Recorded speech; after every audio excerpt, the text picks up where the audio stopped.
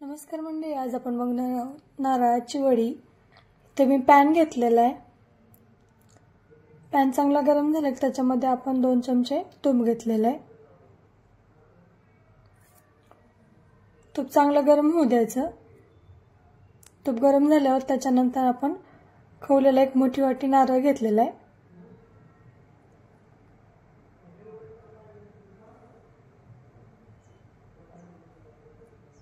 Gas मंद ठेवायचा आहे, एकदम स्लो। आपल्याला 5 मिनिट असंच नारळ हलवून घ्यायचं आहे।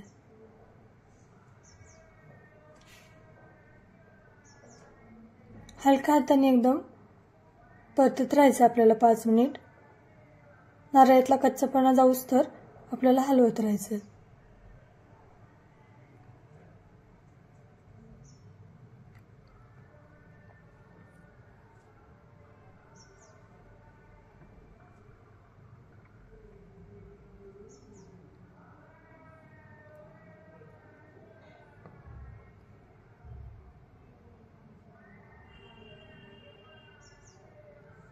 एक 5 मिनिटांनंतर ना आपण याच्यामध्ये साखर टाकणार आहोत।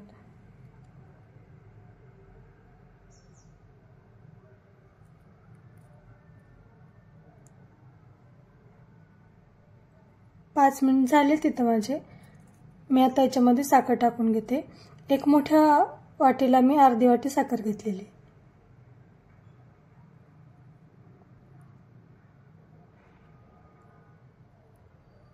तुम्हाला जसं गोड आवडतं त्याप्रमाणे साखर तुम्ही कमी जास्त करू शकता।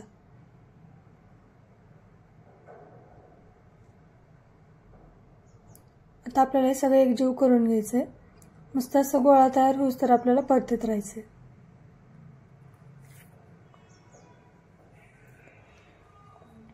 तुम्ही इथं पिठी साखर पण करून घेऊ शकता।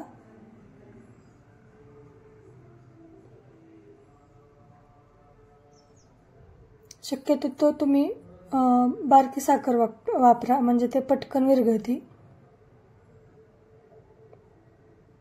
हे बघा, आपला मस्त असा गोळा तयार व्हायला लागलाय।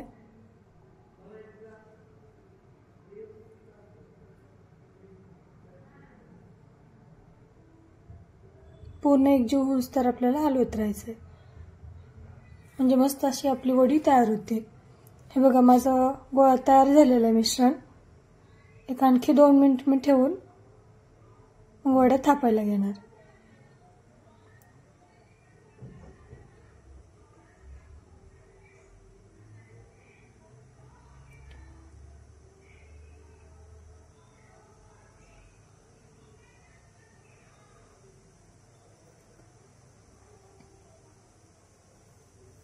आणखी 2 मिनिटांनंतर इथं माझं मिश्रण तयार झाले। तुम्ही उलताना मिश्रणामध्ये ठेवून पण उभा ठेवून पण बघू शकता मिश्रण तयार झाले का नाही, किंवा हातावर गोळी करून पण बघू शकता।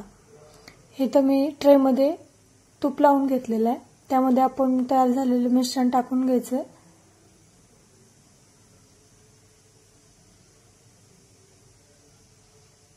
आणि मस्त असं आपली वडी थापून घ्यायची।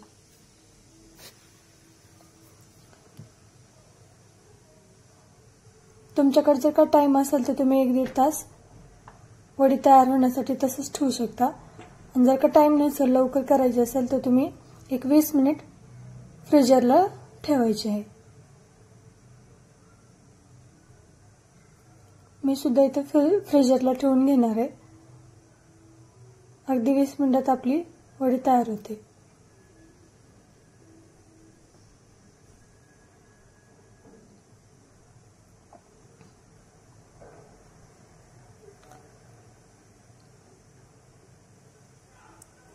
मस्त असं त्याला शेप देऊन घेतलाय। आता मी त्याला चाकूने कट करणार आहे। तुमच्या आवडीनुसार तुम्ही वडी कट करू शकता। जास्त छोटाही नाही, जास्त मोठाही नाही कट केलेला आहे, मीडियम साईज ठेवली। आणि आता मी हे 20 मिनिट फ्रीजरला ठेवणार आहे। 20 मिनिटांनंतर आपली तयार झालेली आहे वडी। हे बघा, मस्त अशी एकदम सहज निघते। एकदम खुसखुशीत अशी नारळाची वडी आपली तयार झालेली. जास्त जाडही नाही आणि जास्त पातळही नाही ठेवलेली, मी मीडियम साईज ठेवलेली. असंच सगळ्या वड्या मी काढून घेते.